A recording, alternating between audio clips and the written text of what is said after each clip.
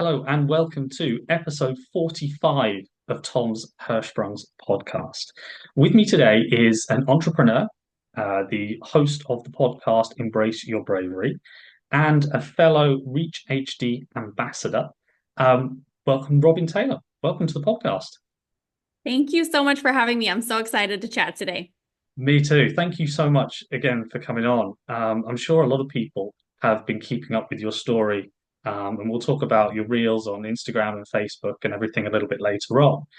But it's an absolute pleasure to have you on because I know you are such a huge advocate of Hirschsprung's disease and finding answers, and basically just helping people out, which is kind of all what this podcast is about. So when I saw your story and I saw everything that you're doing, I thought, well, this is a perfect person to have. So thank you so much for coming on. As I mentioned as well, we will start sort of from the beginning with your daughter, Charlie Grace.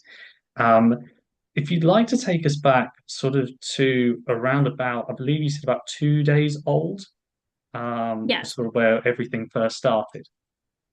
Yeah, for sure. Okay, so I'd like to go a little bit further to fully tell her story. So just to get the full picture of her journey. So we have two older kids. She's our youngest. And we had actually been trying for baby number three for almost 3 years before we got pregnant with Charlie. And so that's part of her journey. That's part of her story. And I found out I was pregnant. It was COVID times. So I was sick with COVID. My whole family was sick, but they were recovering. They were fine. They were all good. I was not. I was No. very sick. I could not get better. It was the day before Thanksgiving of 2020.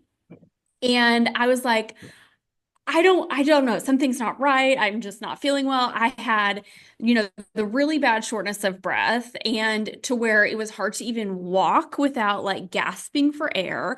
I couldn't even talk to anyone without panting. It was so bad. I was coughing. I had the shortness of breath, the cough, the sore throat, all of that. And I just wasn't getting better. It was weeks and weeks, and I'm like, something's not right. So we go to urgent care. And, because it was COVID, they weren't allowed to have any visitors in. So it was just me. My husband drove me there and had the two older kids in the car. And they wanted to do a chest x-ray because they thought maybe I had pneumonia.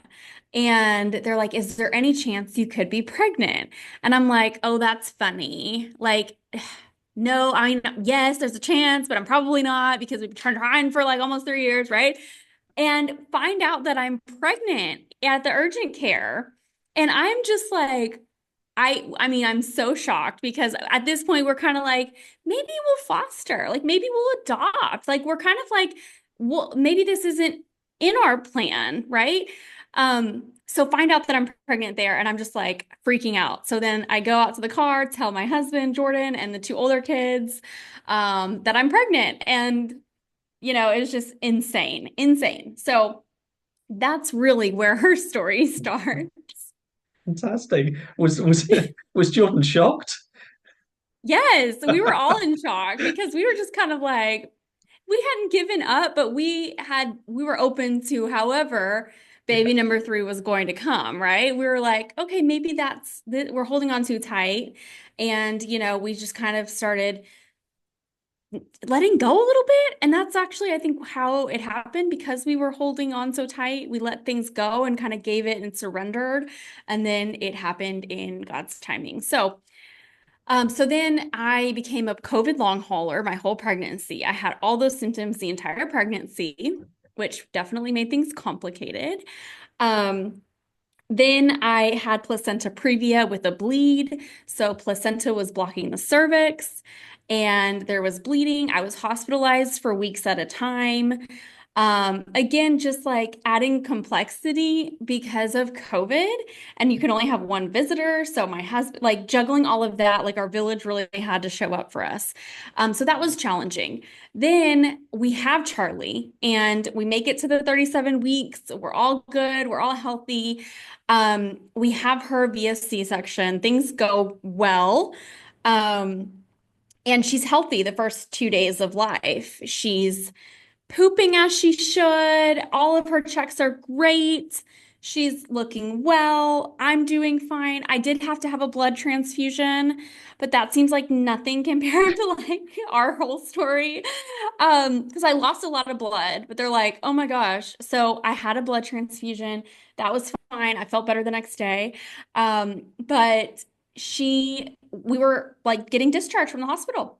Everything was fine. Like Jordan's packed up the car. He's like coming back up.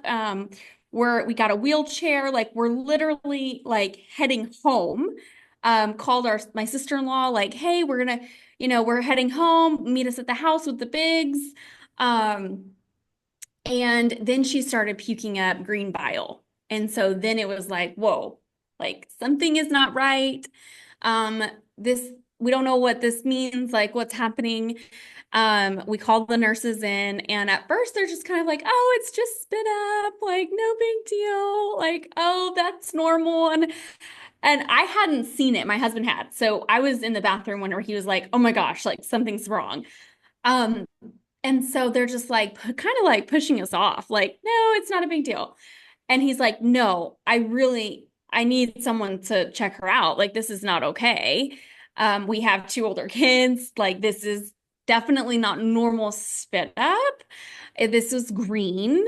And so then they finally like brought doctors in and started like checking her out, saw it for themselves, and they're like, okay, you're going to the NICU. Um, and that's when like a series of events happened that led to her diagnosis of Hirschsprung's disease at 3 days old. That was a really scary, like uncertain time for us. We had no idea what's wrong. They're running all sorts of tests. We see her in the NICU and she's hooked up to all the things and you don't know what's going on or why this is happening. So it was really, really terrifying. And meanwhile, I'm like still in a wheelchair, just had major C-section Yeah. surgery 2 days prior. So I'm like all sorts of not okay. So No. that's when she finally was diagnosed with Hirschsprung's disease. And then she had a pull-through surgery at 8 days old. Wow, that's incredible story. Thank you for sharing all of the pre 2 days old because I think that's very very interesting to hear. But was there sort of any family history of Hirschsprung's, or was it kind of like, well, my story as such, in the fact that I've got three brothers, none of them got Hirschsprung's, nothing in my family, and anything was there sort of any indication? No. So we have no known family history. We haven't done any like genetic testing. We want to just to know if it is possibly in the genetics, but no known history and had not even heard of Hirschsprung's disease prior to this. So we had no idea. Wow, that's so. She had her surgery at sort of a few days old. And was she diagnosed with? I'm guessing just from the symptoms you've described, is it Yes. short segment Hirschsprung's? Around about, I think about 80% of Hirschsprung's people are short segment. So at least you get sort of from having an uncommon disease, at least you get a sort of common-ish outcome from that, which I don't know Yeah. whether that's any comfort to take, but but it's Yeah. but yeah, sort of 80% from what I've read, and I know you've done quite a lot of research yourself as well. I know we're sort of skipping ahead a little bit, but do you want to talk a little bit about some of the research you've done? Yeah, so after the surgery, we were kind of misled by doctors in the fact of like the surgery was successful, so you don't have anything to worry about ever. Like she's gonna be healthy, because we asked, like, what could this affect her later in life? Like, what does this look like? And by the surgeons and all of the doctors that we came in contact with, they assured us that she would have no other issues and there's nothing to worry about. And so, when she was a newborn and we learned about this, then we're researching and we're Googling and we're like trying to figure out all the things we need to learn about it. But then after the surgery, and she was healthy, she was a healthy baby. For the most part, she didn't have any other complications after surgery. And so we kind of like we knew she had it, but it was kind of like one of those things that we thought, okay, well, she's kind of cured. Like, like she had the surgery and that fixed it, and we don't have to worry about anything because we didn't have any other health complications to prompt us to worry about it. Now, anytime she had any sort of stomach issues as a baby, we would always ask, do we need to think about the Hirschsprung disease? Do we need is this anything, is there a complication with the Hirschsprung disease that we need to like discover or look through? And the doctors would always tell us, no, nothing related, always. And for the most part, they were right. But she then, when she was a little over 2, she started having this nonstop diarrhea. And at first, the pediatrician is like, it's a stomach bug. Okay. So then a couple weeks go by, she's still having it.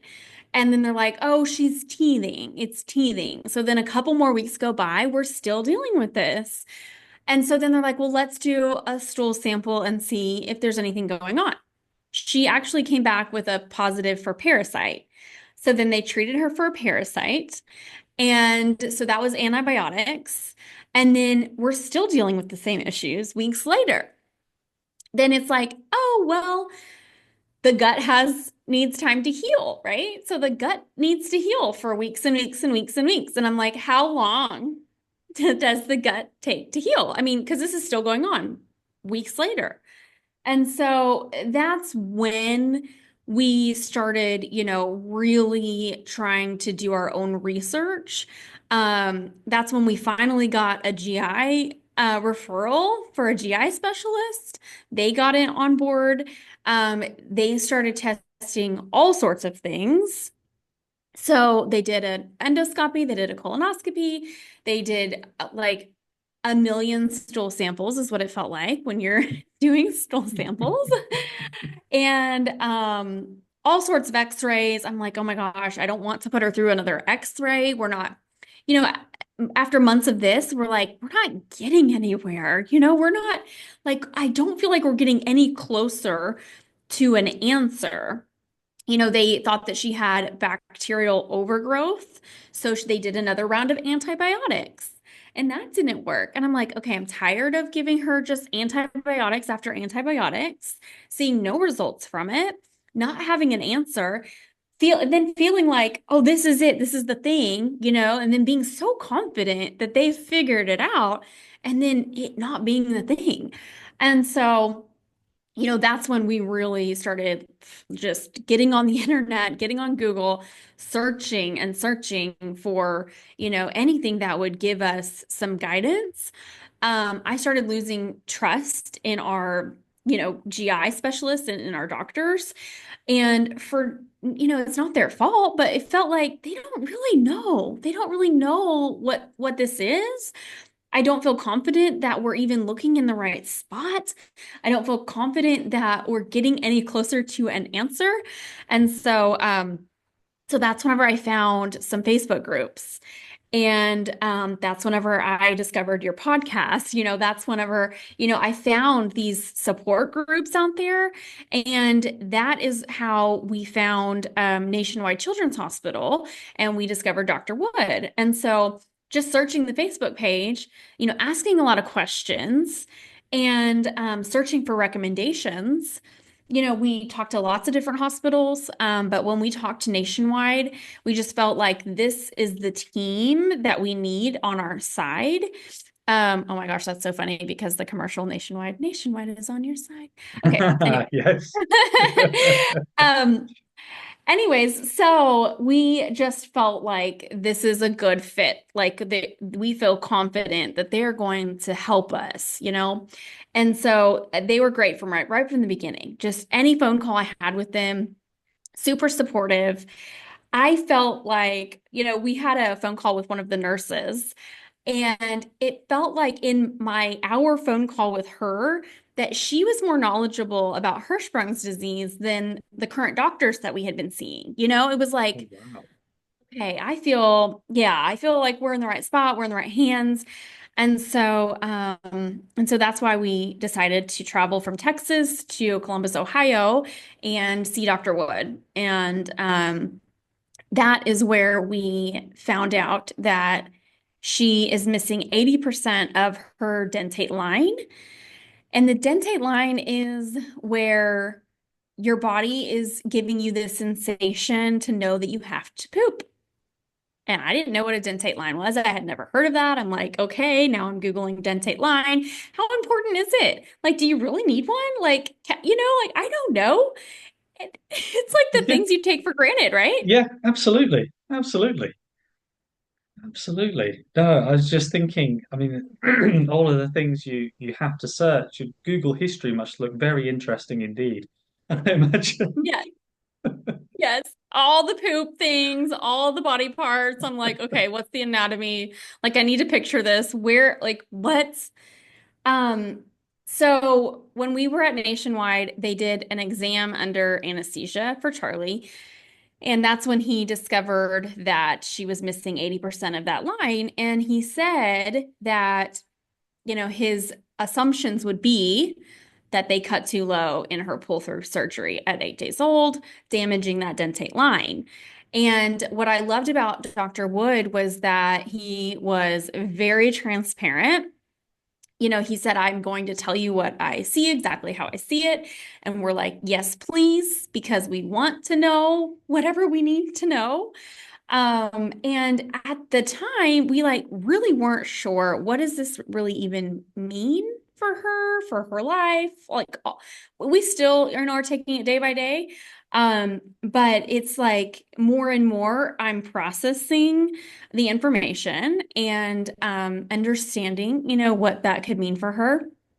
But basically, it means that she is needing bowel management currently. And in the future, they say that, she could have function, she could not. We don't know. They've seen people, gain that function later in life. They've seen others that can't at all and need that management. So, right now, what that looks like is either doing laxatives or daily enemas. Yeah, no, And she's definitely. 3 now. Yeah. So, um, that's been interesting. Yes, very much so. Very much so. No, I have enormous sympathy with that because obviously I as I mentioned a little bit in some of my stories that I went through something very, very similar in terms of the enemas and the washouts. Had the stoma at 9, did the washouts up to 15, but fingers crossed from 15 onwards, everything is normal, no washouts, no stoma, no nothing. Um, and I'm not here to give any medical advice or anything like that, but I just really want to show that actually, it is very much possible to be quote unquote of a normal life, without the washouts, without the enemas and everything. But no, thank you so much for sharing the story so far. Um, well, you said a little bit about sort of Facebook groups and about Instagram, and we talked a little bit about your reels that you've done that have been incredibly informative. Just how much has social media, because we all know that social media, it has great things, it has terrible things, and everything in between. But how much has social media helped you in particular? Yeah, I mean, oh my goodness, so much. Like we would not have known what we know now. We would not have the knowledge. We would not have the support and the community. Because there were some moments. So we struggled for a year before we found Dr. Wood. We struggled with, the unknown and being so worried and all of the emotions and feeling really alone in this and feeling a little like maybe I'm crazy, like what's happening? I don't Yeah, know. yeah, There's some insanity here. I don't know, but so it was everything to me to find this support system online. And I think because the disease is so rare, I didn't know anyone in my in-person life that has ever had this or said the word to me. So I know nobody in my real life, And so just feeling really alone and feeling just really scared. So the online community has been everything.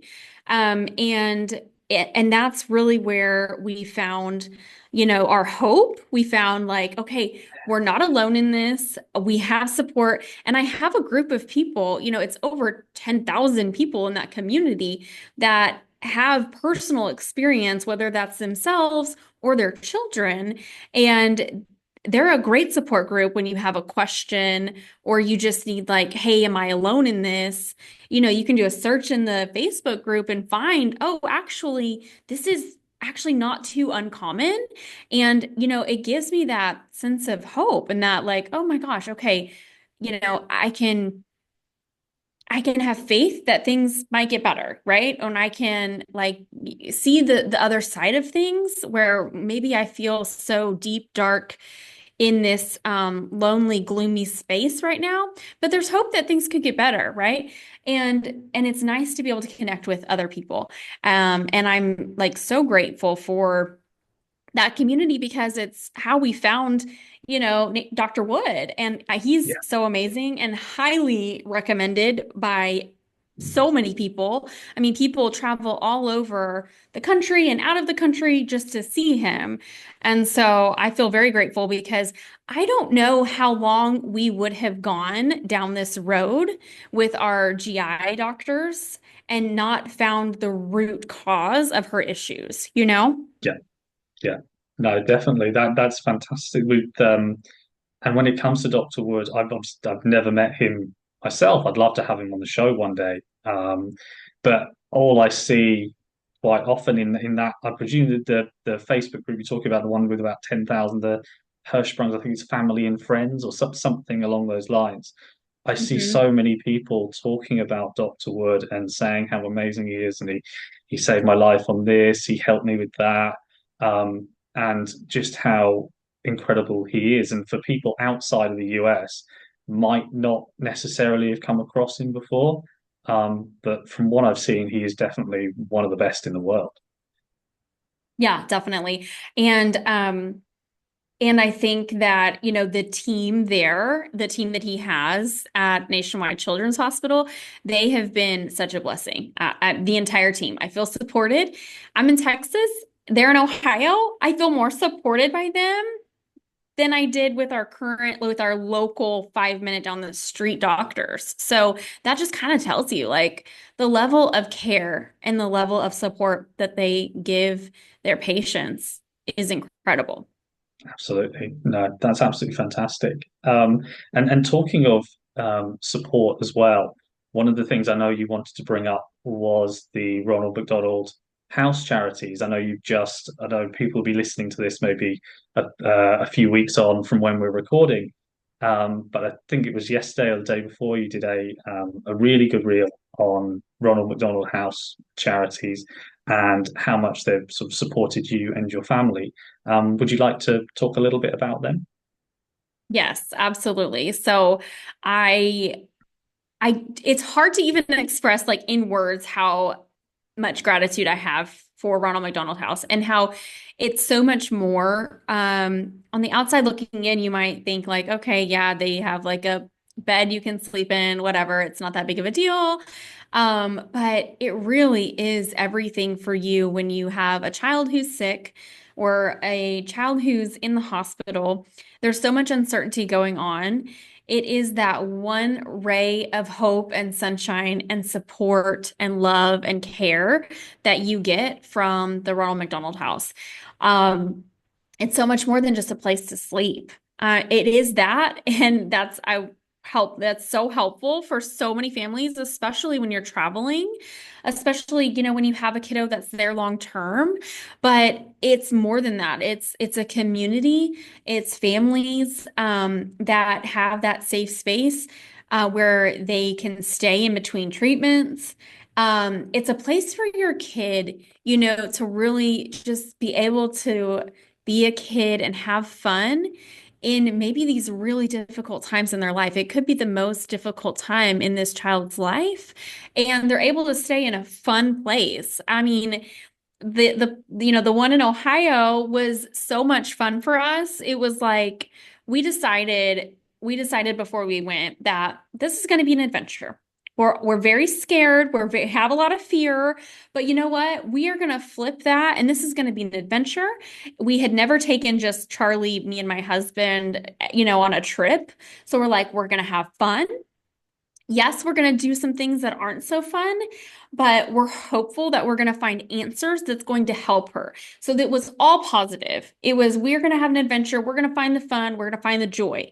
And the Ronald McDonald House made that possible in so many ways because they have so many fun things for kids. They had a princess room, they have a library, they have a music room, they have so much to distract in the best way possible for these children who are not having such a fun time, you know? And it was so much fun. She called it the Donald Hotel. And she still asked me, like, are we going to go back to the Donald Hotel? Like, it was so fun. And I love that experience, she got something fun out of it. She got a positive, a takeaway and a memory that she's probably going to have for the rest of her life. And it's a memory that's good. It's not all negative. Absolutely. No, I love the fact that you turn it into a positive because it would be so easy, to go, oh, I'm going for a surgery, we're going for checkup, we're going for, a stay in a hospital, and when people say stay in a hospital, automatically they think, oh, something's wrong, etc., etc. And I love the fact that you went, this is an adventure, this is a positive experience, and it's obviously had a great effect on your daughter because she now has a much as a bright outlook for the Donald House, as she calls it. Yes. Oh, absolutely. And I think that that was key because leading up to it, I felt a lot of anxiety. I felt a lot of worry, and I had to shift into something better, to make it a better experience for her and for us. And so we did that the best we could. We had some rough nights there, but it was still something that, we wanted to make as fun as possible. And it really helped to stay there and have that experience for her. And then something else that I didn't realize, I would find there is like the other community support from other families. And so we actually met a family that has a child with Hirschsprung's disease who is seeing Dr. Wood as well. And so that was just incredible in itself. We just spent time connecting and sharing our stories, and it gives me chills to just talk about it because I'm still connected with her. We still keep up, we still keep in touch, and I'm rooting for her kid. She's rooting for mine. I have another support system that I can lean on, and it was just incredible to like have that in-person interaction with someone that knows what I'm talking about and gets it from a parent perspective as well. Yeah, I think you're absolutely right with that. And I know talking on Zoom and speaking to as many people as I have about Hirschsprung's is fantastic, and I love it. But it must be something have a slightly different feeling when you meet somebody, actually in person, face to face type thing, as opposed to sort of over Zoom or anything like that. Oh, for sure. Absolutely. But it's no, that's fantastic, and thank you so much for the kind stuff on Ronald McDonald House charities because as I've mentioned to a couple of people, I do have somebody from the charity coming on in a couple of weeks' time to come and talk about everything that they do and all of the fantastic work that they do all across the world. Because I have so many people who've come on this show and said, I really want to talk about the charity. I really want to say about the great work they do. And I thought, well, instead of me sitting here having had no experience of Ronald McDonald charities, I thought I'll get someone who knows what they're talking about. So I That's thought great. I think that will be coming up.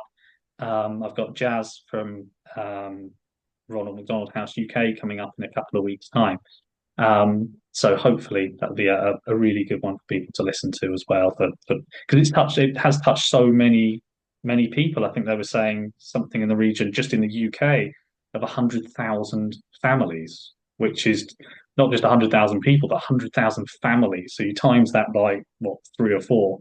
That's an enormous amount of people that they Oh help. yeah, absolutely. The impact is so great, and it's incredible the work that they're doing. So for sure, I'm happy. I'm so excited to listen to that episode as well. And I think the other thing that touched me is that there's nonprofit organizations that help support Ronald McDonald House. So, we got this huge goodie bag of all sorts of things that were donated from other nonprofit charities. And it really inspired me. It's like, wow, what can I do to serve this group? What can I do to help these families in that hard time? Because it may seem like just like a little thing, but it makes a big impact when you're going through something so hard. Yeah, absolutely. And speaking of you helping, you have joined me in becoming an ambassador for Reach HD in America slash Canada. Obviously, they've sort of put out a release a few weeks, months ago. What made you think, obviously, apart from all of the experiences you've talked about today, what made you think actually I really want to be an ambassador? Yeah, I think for me, it's helping other parents find resources for their children. It's helping them find a community, find people that just get it. And I remember, that feeling that I had whenever I felt alone in this. And I want to help others to find, that sense of support that they need when they're going through a similar journey. Fantastic. No, but I'm very much similar. And having had, I think there's now five ambassadors as of time of recording. And you are the, I think, third person I've had from the Reach ambassador. Obviously, I had Steph on as well a couple of times. So yes, I'm going through the Reach ambassadors on the podcast. So a constant stream of podcast guests, which is always very handy for me. Yeah, absolutely. And I think it's just helpful to spread, the awareness Yeah, of it and that there is hope and there is reasons, to find the joy and to find the good in all of it. absolutely. And I know we mentioned at the very beginning that you are an entrepreneur, and that you have your own podcast as well. It's nothing to do with Hirschsprungs, but would you like to explain a little bit about sort of the history of that podcast, sort of why you started it, and what it's about, I guess? Yeah, for sure. So I started it because I wanted to help support women on their journey of becoming an entrepreneur. And so it highlights stories of female entrepreneurs, and how they started out. And it's really about, how to not allow the fears that you have inside of you to hold you back in your life with whatever you want to accomplish. And it's really interesting because, I started it, it's, I guess, 2 years old now. And I started it as an example of bravery. And hey, I'm going to start this thing. I'm scared, but I'm going to show you that it's okay to do something while you're scared and just take that next step. It's really about empowering people to take this step, take the messy action. It doesn't have to be perfect. And guess what? It can't be perfect anyway. So, like, let's just go. You'll learn as you go, and something will maybe come of it that you didn't even expect. And so it's really been a lot of fun, and it's been a way to connect with other people who are, out there doing something that scares them, but they're doing it anyways, and they're showing others by example to just go forward, be that person that you need to be in the world, be that leader for someone else. And so that's been a lot of fun. And I'm just a natural community builder. So I do have a community of female entrepreneurs. It's networking, it's support, it's mentorship, that sort of thing. So it's all online right now. And then it's also locally here in Fort Worth, Texas. Fantastic. That sounds absolutely brilliant. And just to sort of tie it up and bring it back to sort of HD for a moment, a lot of the things that you said there about sort of empowerment and embracing challenges and trying to overcome them and sort of having that sort of fear that a lot of people have when they, especially when they're, facing operations and things like that. Did you take a lot of that podcast and your business that you built and sort of have to then put it into sort of use it in your own journey and put it into practice instead of sort of saying, right, I'm going to do this in my business. I've now got to apply it to my personal life as well. Oh yeah, everything applied. And it's funny because it's like be careful what you wish for, right? Because if you're gonna wish for showing bravery and being an example of bravery, well, you're gonna be kind of handed a lot of things that you have to show up for and be brave for.